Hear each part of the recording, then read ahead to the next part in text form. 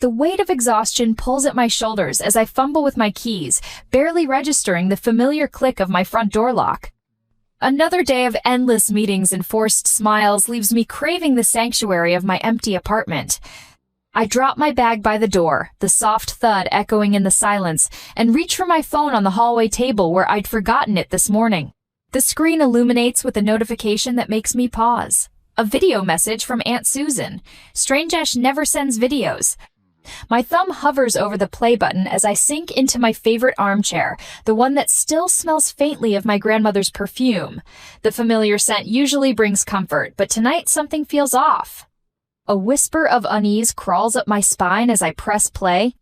The video opens to my parents' living room, the one where I spent countless holidays trying to earn their approval. Mom's voice carries through the speaker first, sharp with laughter that sounds nothing like the careful tone she uses with me. "It's almost too easy," she says, and my breath catches at the cruel edge in her words. Dad leans into frame, his face flushed from what must be his third glass of wine. "Our little ATM?" He chuckles, and my stomach lurches. "Just mention family obligation and she'll empty her savings. Did you see how fast she transferred the money for Ethan's emergency last week?" My brother's voice joins in, and the betrayal cuts deeper. "She didn't even ask what it was for." Their laughter fills my apartment, bouncing off the walls until I can barely breathe. My hands shake so badly I almost drop the phone, but I can't look away. Every word they speak hammers another crack into the foundation of what I thought was truth. The screen blurs as tears well up, but I force myself to keep watching. Years of memories flash through my mind. Mom's urgent calls about overdue bills, Dad showing up at my workplace to demand help with the mortgage, Ethan's endless string of crises that only money could solve. Each recollection takes on a darker shade now, revealing the manipulation I was too loyal to see. "She's so desperate to be the good daughter." Mom's voice drips with satisfaction. "Remember when she skipped her vacation to pay for the roof repairs?" I remember the overtime hours, the missed opportunities, the dreams I put on hold, all to prove my worth to people who saw me as nothing more than a walking bank account. My chest tightens until each breath feels like swallowing glass. The video continues, but their voices fade beneath the roaring in my ears. I grip the armrest, anchoring myself as my world tilts on its axis. The soft fabric under my fingers feels wrong somehow, too normal for a moment that's shattering everything I thought I knew. The timestamp in the corner shows the video was recorded just yesterday during what Mom called a small family gathering I was too busy to attend. Too busy working extra hours to build up my savings again after Ethan's latest emergency. A notification pops up, Aunt Susan sending frantic follow-up texts. "Oh God, Lily, I'm so sorry. I didn't mean to send that to you. Please delete it." But she did send it, and I can't unsee it. I replay the video, each viewing crystallizing the truth I've spent years denying, the casual cruelty in their laughter, the calculated manipulation in their plans, the complete absence of love in their eyes when they speak my name. My phone buzzes with an incoming call from Mom. Her contact photo smiles up at me, the same practice smile she uses when she needs something. My finger hovers over the answer button, years of conditioning urging me to respond, to smooth things over, to keep the peace at any cost. But for the first time, I see the pattern for what it is. Each call, each crisis, each guilt-laden conversation designed to separate me from my money and my self-worth. The phone keeps buzzing as I stare at the scattered bills on my desk, physical reminders of my family's emergencies. A hard knot forms in my throat as I pick up a pen and begin to write, my hands still trembling, but my vision clearing. I will not be manipulated anymore. The words look strange on paper, foreign yet freeing. I've spent so long being the good daughter, the reliable sister, the endless source of support.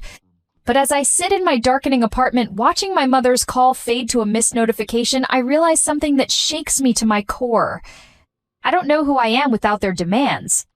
Each family member has played their part perfectly in this manipulation. Mom, the maestro of guilt trips, her voice always trembling with manufactured crisis. Dad, the enforcer, showing up at my workplace to shame me into compliance when I dare to hesitate. And Ethan, my baby brother, the one I've protected since childhood, wielding my love for him like a weapon. The video plays one final time, and I watch them with new eyes. Mom's perfectly timed sighs when she needs money. Dad's practiced scowl that appears the moment I question any request. Ethan's wounded looks that make me feel like I'm abandoning him if I say no. They've crafted their roles in this performance with devastating precision. My phone lights up again, Ethan this time. The text preview shows just enough. Sis, I really need your help with. I set the phone face down on my desk. In the sudden silence, a question rises that I can't push away. How can I break free when every piece of who I am has been shaped by their manipulation? The answer waits somewhere in the darkness beyond their influence, and for the first time in my life, I'm ready to find it. Have you ever discovered that the people closest to you aren't who you thought they were? Share your story in the comments below. The video plays again in front of me, but this time I notice something I missed before. A series of notifications flash across the top of the screen, frantic messages from Aunt Susan appearing in real time as she recorded. Karen, are you sure about this? What if she finds out? We should delete this. My hands steady on the phone as the reality crystallizes. This wasn't just a casual moment of cruelty caught on camera. They planned this. Every laugh, every cruel comment, it was all orchestrated. Mom's voice cuts through the speaker again, and the memories flood in like a toxic tide. Last month's barrage of texts about the mortgage payment. Your father and I could lose everything. Is that what you want? The month before that, Ethan's in trouble. He needs help now. And 2 weeks ago, why aren't you answering? Family should come first. Each message arrives with perfect timing, always when I'm at my most vulnerable, late at night after a long day at work, or early morning when my defenses are down. The constant ping of notifications trained me like Pavlov's dog, each sound a reminder of my failure to meet their endless needs. Dad's tactics are more direct. I close my eyes and I'm back at my office 3 months ago, his broad frame casting a shadow over my desk as coworkers pretend not to stare. Your mother's crying because of you, he announced loud enough for everyone to hear. Is this job more important than your family? The memory makes my chest tight. I'd transferred the money right there, fingers trembling on the keyboard just to make him leave, just like I always do. Ethan's voice drifts from the phone now, his familiar laugh twisting into something ugly. Watch this, sis. I really need your help. It's an emergency. Works every time. My brother. My baby brother, who I've protected since he was small enough to hide behind me during thunderstorms. The last time he called with an emergency, I canceled my vacation plans to help him. The time before that, I dipped into my retirement savings. Each crisis manufactured, each desperate plea a performance designed to separate me from my money and my self-worth.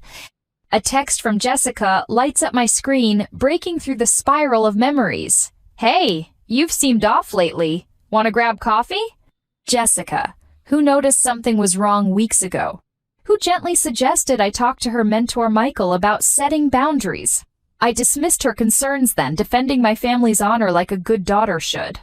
My fingers hover over the keyboard before I type, "Are you free now?" Her response comes quickly. "Always for you? Usual spot?" I need this someone outside the toxic bubble of my family's influence, someone who won't demand anything except honesty. The phone rings, Mom's name flashing on the screen. Her voice comes through sharp and cold. "What do you think you're doing? Without your money, this family falls apart. Is that what you want?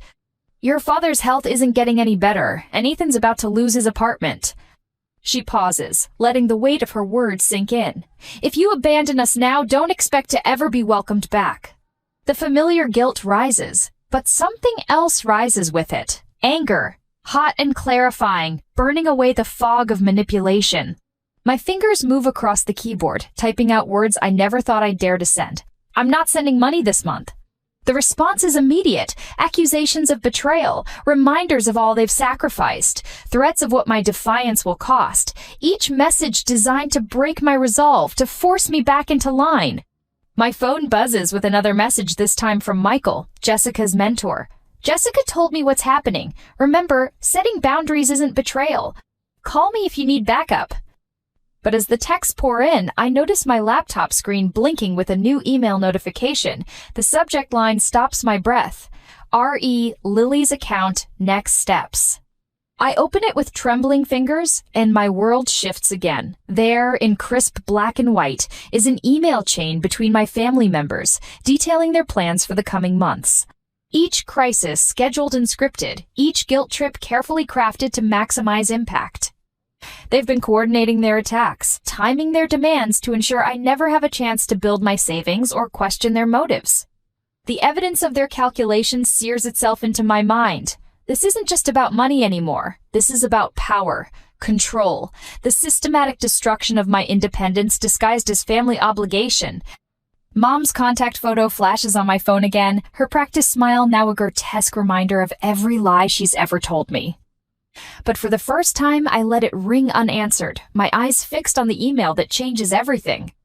What hidden truths do you think lie beneath a toxic family's facade? Comment below with your theories. My shoulders tense as Karen's voice cuts through the bustling office, sharp and precise as a surgeon's blade. How dare you ignore my calls? The words slice across the marketing department's open floor plan, drawing curious glances from my colleagues. I grip my coffee mug tighter, willing my hands not to shake. Mom, I'm at work. The words come out steadier than I feel. Behind me, I hear Sarah from accounting pause her typing. Oh, so now you're too important to help your family? Karen's laugh crackles through the speakerphone, the same calculated laugh I heard in that video. What happened to being grateful for everything we've done for you? Heat creeps up my neck as I notice Tom, my supervisor, emerging from his office. His eyebrows rise at the commotion. I fumble to switch off the speaker, but Karen's voice has already achieved its intended effect. The damage is done. Later that evening, at Bellini's restaurant where the families gathered for Uncle Mike's birthday, I slide into a corner booth hoping to stay invisible. But Richard's voice carries across the white tablecloths and wine glasses, loud enough to ensure everyone hears. Some people, he announces to the table of relatives, swirling his third glass of Cabernet, think they're too good for family once they get a fancy office job. His eyes fix on me, lips curling into a smirk. Isn't that right, Lily? The fresh bruise to my reputation stings, but something else rises in my chest, a familiar pressure building like steam in a kettle. I watch him take another self-satisfied sip, and suddenly I'm tired. Tired of being the punching bag. Tired of measuring my worth in dollars withdrawn. I set down my fork, the clatter against fine china drawing attention. Actually, Dad, I think it's more that some people view family as an ATM rather than actual relatives. The words surprise even me with their clarity. Richard chokes mid-sip. Aunt Susan's eyes widen. She knows exactly what I'm referring to. The video she accidentally sent still burns in my phone. A digital smoking gun. That night in my apartment, I stand before the bathroom mirror. The woman staring back looks different somehow, shoulders straighter, jaw set with newfound determination. I think of Karen's performance at my office, of Richard's theatrical dismantling of my character at dinner. Each attempt to shame me has only crystallized something I've been afraid to admit. Their power over me exists only because I've allowed it. My phone buzzes on the counter, another text from Ethan. Hey sis, hate to ask, but I'm in a really tight spot. I let it sit unanswered, focusing instead on my reflection. The constant pressure of their demands has shaped me like water shapes rock, wearing away at my edges until I fit the mold they created. But erosion can be stopped. Damage can be reinforced.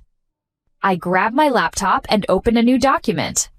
My fingers hover over the keys for a moment before I begin typing. Documentation of financial exploitation. The title stares back at me, both terrifying and liberating. I begin listing every emergency payment, every guilt-laden transfer, every manipulation disguised as family obligation. The numbers add up far too quickly.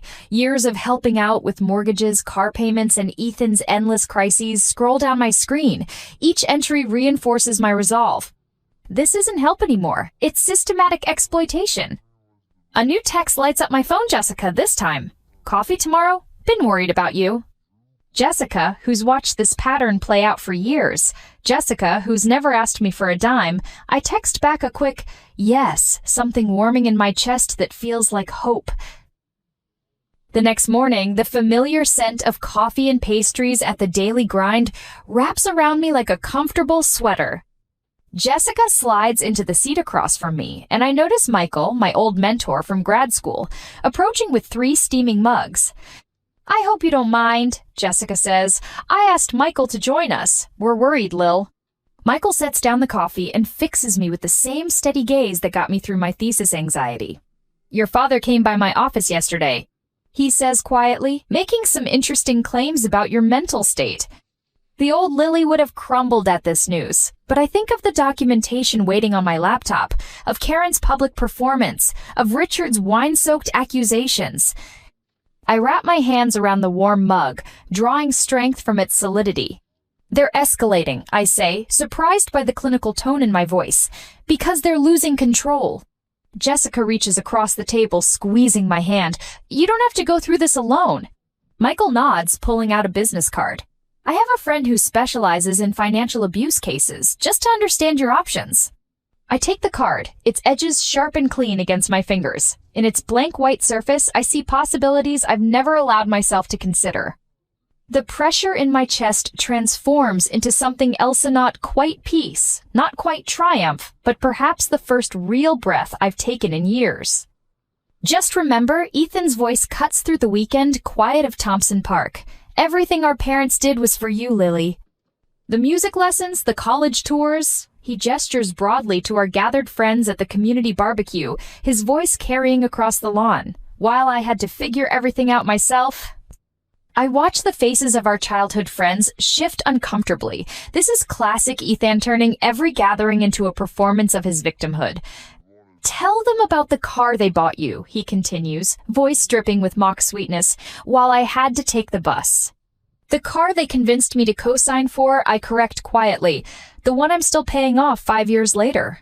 His face reddens. There you go again, twisting everything. You know what your problem is, Lily? You're selfish. You've always been selfish.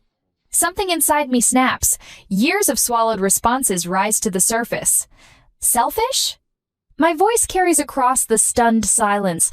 Was it selfish when I drained my savings for your business venture? Or when I worked double shifts to cover Mom's mortgage? Each word feels like breaking free from invisible chains. Tell them about the video, Ethan, the one where you all laughed about your little ATM. He pales, mouth opening and closing like a fish. Around us, the murmurs begin. Later that night, I sit cross-legged on my bedroom floor, surrounded by old photo albums. Each smiling family photo now tells a different story. The Christmas I couldn't afford a vacation because of Dad's emergency. The graduation where Mom guilted me into paying for Ethan's student loan payment instead of putting a down payment on a house. My fingers trace the edges of a photo from my first job celebration. I'm beaming at the camera, unaware that my starting bonus would disappear into Karen's credit card debt the very next week. Tears blur my vision, but they feel different now, not tears of hurt, but of release. At my desk, I open my laptop. The documentation I started grows more detailed. Dates, amounts, screenshots of texts. Each piece of evidence transforms from a source of shame into a weapon of truth. I create folders, organize years of financial records, and start recording every interaction. A plan takes shape in my mind, not just escape, but exposure. My hands pause over the keyboard as I open a final folder buried deep in my email archive. Inside, I find what I've been looking for, the original loan documents for the house. The ones with my signature forged in Karen's hasty scrawl, the missing piece that changes everything. I stand before the mirror again, but this time I don't see a victim. I see a woman who's done being the family scapegoat. I will not be manipulated anymore, I declare to my reflection, voice steady and clear. I will not be their ATM.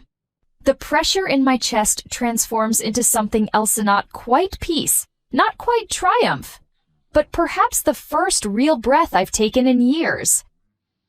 The cursor blinks on my screen, steady as a heartbeat. I've typed and deleted the email subject line 7 times now, but the words finally feel right. Financial record of family support 2020 to 2024. My fingers hover over the keyboard as I review the spreadsheet one last time. Every transaction, every guilt-laden transfer, every emergency payment meticulously documented. The numbers tell their own story, one of systematic exploitation that makes my stomach clench. Send me your bank statements. Michael had advised yesterday, we'll build an ironclad case. My mentor's steady voice echoes in my mind as I copy the data into the email body, each line an indictment. Asterisk January 2020. Emergency roof repair, $8,400. February 2020. Mom's overdue medical bills, $3,200. It's March 2020. Ethan's car trouble, $2,800 asterisk. The list stretches endlessly. 4 years of financial drainage, perfectly cataloged. My hands shake slightly as I add the total at the bottom, $147,632. Nearly my entire life savings gone to feed their endless needs. The phone rings, Mom's ringtone. I silence it without looking, focusing instead on the final paragraph of my email. This will be my last communication regarding financial support. Any further attempts to extract money will be met with legal action. All documentation has been shared with my attorney. I hit send before I can second-guess myself. The whoosh of the sent email feels like a door slamming shut. The response is immediate and explosive. My phone erupts with notifications. Mom's voice trembles in her voicemail. How dare you air our private business like this, after everything we've done for you? I delete it mid-sentence. Dad's message is next, his tone sharp enough to cut. You ungrateful little, delete. A text from Ethan pops up. Way to stab your family in the back. Real classy, sis. I screenshot it for evidence and block his number. The cafe where I meet Jessica for lunch becomes my sanctuary from the digital onslaught. The familiar scent of coffee and pastries grounds me as I slide into our usual corner booth. But peace is short, lived Ethan's voice cuts through the ambient chatter. There's my sister, the family traitor. He's already halfway to our table, cheeks flushed with what I recognize as his performative rage. Everyone, want to hear how she's abandoning her own blood? The cafe falls quiet. My chest tightens as heads turn our way. This is exactly the kind of public scene I've always dreaded, the reason I've given in so many times before. But something has shifted inside me. I meet his gaze steadily. You mean how I'm refusing to be your personal ATM anymore? A couple at the next table snickers. Ethan's face darkens.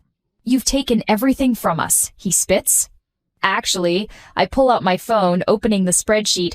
I can show you exactly who took what from whom. Would you like me to share it with everyone here? The color drains from his face. He backs away, nearly stumbling into a waiter's tray. You've changed, he mutters, but the venom in his voice has been replaced by something that sounds almost like fear. Yes, I say simply, I have.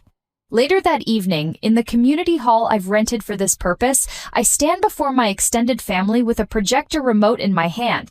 The screen behind me displays the first of many damning pieces of evidence. See screenshots, bank statements, recorded conversations, all meticulously organized. I've called this meeting, my voice carries clearly through the stunned silence, to ensure complete transparency about our family's financial situation. Click. Mom's frantic text messages about fictional emergencies fill the screen. Click. Dad's threatening emails demanding more money. Click. Ethan's manipulative pleas for just one more loan. Aunt Susan's hand flies to her mouth. Uncle Jim stares at his shoes.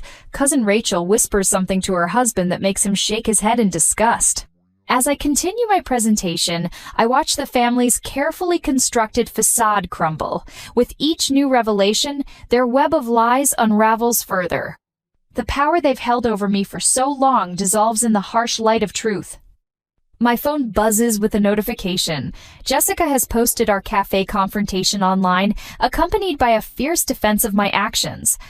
Michael's response appears moments later, sharing my documented evidence with his considerable professional network. Other supporters join in, their voices creating a shield wall of solidarity around me. The mighty Karen and Richard, my manipulative parents, sit frozen in their chairs, their usual arsenal of guilt and threats rendered useless by the public exposure. Ethan, my once cocky brother, seems to shrink with each new piece of evidence. I end the presentation with a final screenshot, the video that started it all, where they laughed about exploiting my generosity. The sound of their cruel laughter fills the room, but this time it doesn't wound me. Instead, it feels like the final nail in the coffin of their control. As the crowd disperses, I catch a glimpse of something I never expected. Ethan, alone in the corner, his shoulders slumped as he stares at his phone. For a moment, the arrogant mask slips, revealing something that looks almost like regret. He quickly looks away when he notices me watching. Through the thin walls of the hall, I overhear Aunt Susan's voice, thick with emotion as she speaks into her phone. I can't believe what we've done to her. All these years. She trails off, and I recognize the sound of someone grappling with their own complicity. Back in my apartment, I spread the evidence across my desk: bank statements, screenshots, recorded calls. My laptop screen glows with social media reactions, each supportive comment another brick in the wall between me and my family's manipulation. I open a fresh document and begin typing. Legal action preparation, phase 1. The familiar tension in my shoulders eases as I outline my next steps. Each piece of evidence carefully cataloged, each potential legal argument mapped out. This isn't just reaction anymore, it's strategy. My hands steady as I work, the trembling uncertainty of the past replaced by methodical purpose. A notification breaks my concentration. A new email. Sender anonymous, subject line cryptic. The final piece of the puzzle is closer than you think. My heart pounds as I read the preview text. Whatever this is, it could change everything again. The legal notice lands in my inbox with the sharp ping of an incoming email. Another one. I've received 15 similar messages in the past hour, each more threatening than the last.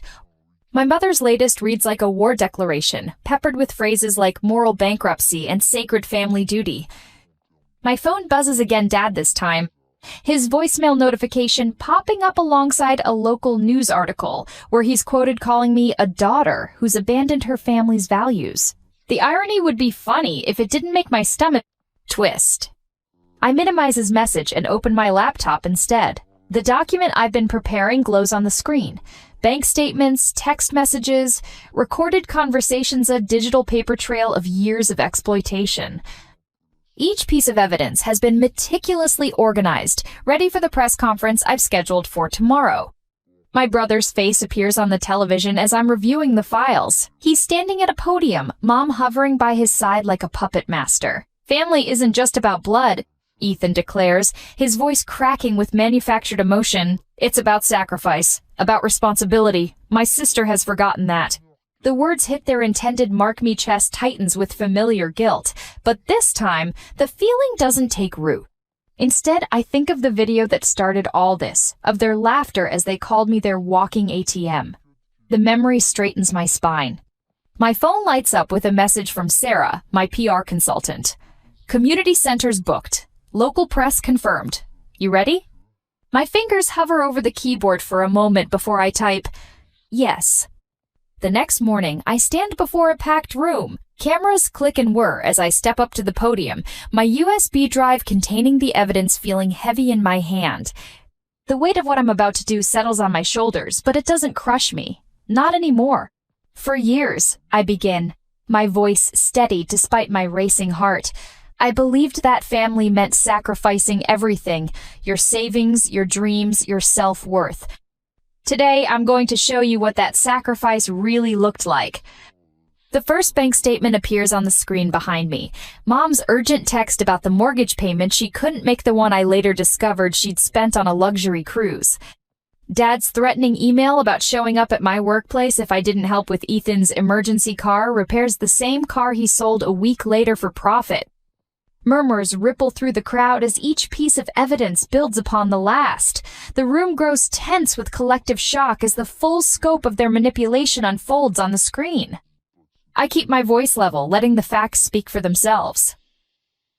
The video clip of my family's laughter plays last. The sound echoes through the silent room, their cruel words about their little ATM landing with devastating clarity. When the screen goes dark, the silence holds for one breath. 2, before erupting into a storm of camera flashes and shouted questions.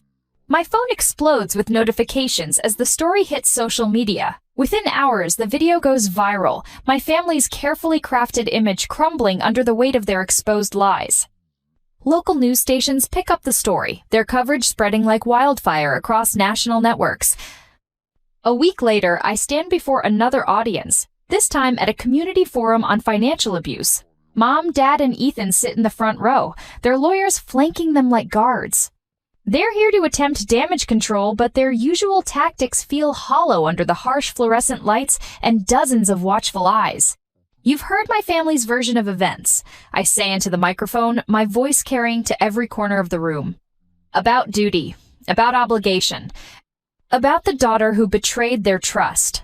I pause, meeting each of their eyes in turn. But obligation isn't love, duty isn't family, and exposing abuse isn't betrayal.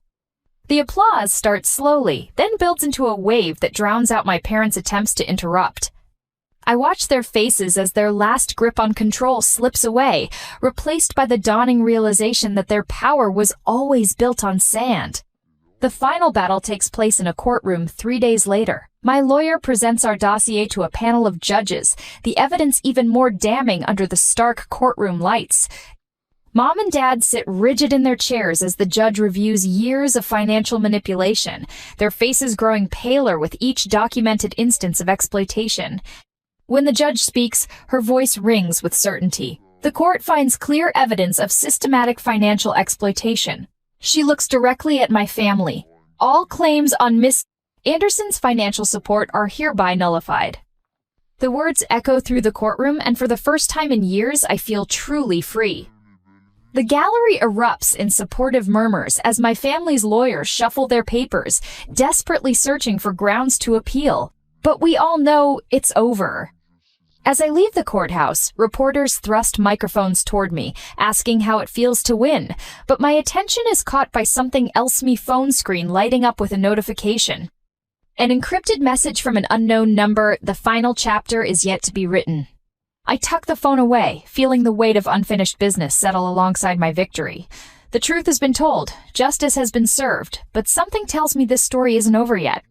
Have you ever wondered if true revenge brings freedom or if it just creates new battles to fight? Let me know your thoughts in the comments below. Morning light streams through floor-to-ceiling windows, casting long shadows across my newly renovated downtown Seattle apartment. The space feels different now, lighter somehow, as if the fresh paint and rearranged furniture have scrubbed away the lingering darkness of the past year. I arrange a silver frame on my desk, smiling at the photo of Jessica and me at last month's charity run. Next to it, I place the certificate from my self-empowerment workshop and a handwritten note from Michael that simply reads, "You've got this." Such simple words, but they mean everything now. My laptop screen glows with my updated 5-year plan. The goals I've set feel ambitious but achievable, expanding my marketing consultancy, leading workshops for others, breaking free from financial abuse, maybe even writing a book someday. Each milestone represents another step away from the person I used to be, the family ATM, the perpetual caregiver, the woman who measured her worth in sacrifices. The local cafe where I now sit with Jessica bears little resemblance to the place where I once huddled in corners, answering Karen's frantic calls about imaginary emergencies. The afternoon sun warms the wooden table between us as Jessica describes her latest project challenges. The client keeps moving the deadline, she says, frustration evident in her voice. I take a thoughtful sip of my tea, considering her words. Have you discussed implementing a change order process? It could help manage scope creep. The confidence in my voice surprises me, not because the advice isn't sound, but because I remember a time when I wouldn't have trusted my own judgment enough to offer it. The community center's meeting room feels intimate with its warm lighting and circle of chairs. 10 faces turn toward me as I share my story, each person carrying their own burden of toxic family dynamics. My voice remains steady as I describe the video that changed everything, the subsequent battles, and the freedom I found in finally saying, no. Recovery isn't linear, I explain, catching Michael's encouraging nod from the doorway. Some days you'll want to give in, to believe their promises of change. But healing begins when you realize that protecting yourself isn't selfish, it's necessary. The rain creates a gentle backdrop as I notice Hera woman standing outside the library, shoulders hunched, phone clutched in trembling hands. I recognize that posture, that look of desperate resignation. I'd worn it myself countless times. Are you okay? I ask softly, approaching with careful steps. Her name is Maria, and her story tumbles out between sobs, a familiar tale of family members who view love as a transaction, of guilt used as currency, of dreams postponed for others' emergencies. We find shelter under a nearby park pavilion, and I share my own journey, watching hope slowly replace despair in her eyes. The first step, I tell her, is believing you deserve better. Dawn breaks over Puget Sound, painting the water in shades of gold and promise. From my balcony, I watch seabirds wheel against the brightening sky, their freedom a reflection of my own. A text notification breaks the morning silence, Ethan, probably with another crisis, another demand. I don't open it. Instead, I think about the woman I've become, the one who helps others find their voice, who knows her worth isn't measured in dollars given or sacrifices made. The one who finally understands that real love doesn't demand your self-destruction. The community art exhibit pulses with energy as I weave through the crowd, each piece telling its own story of resilience and renewal. A striking phoenix rises from scattered chains, its wings spread wide against a backdrop of breaking dawn. The artist Sarah catches my eye and smiles. "Your story inspired this piece," she says, extending her hand. I join a small group gathered near a multimedia installation, exchanging stories and contact information. A photographer named Alex shares his vision for documenting survivors' journeys. A counselor, Diana, discusses starting a workshop series for financial empowerment. Each conversation opens new doors, new possibilities. My phone fills with new connections, mail addresses, social media handles, tentative lunch dates. These aren't just networking contacts. They're the foundation of something deeper. Authentic friendships built on mutual understanding and respect, not obligation and guilt. The future stretches before me, vast and unmarked, a blank canvas waiting to be filled with genuine relationships, personal growth, and dreams that belong solely to me. For the first time in my life, I'm not afraid of what tomorrow might bring. I am enough, exactly as I am. What does freedom mean to you? Share your vision of a fresh start in the comments below.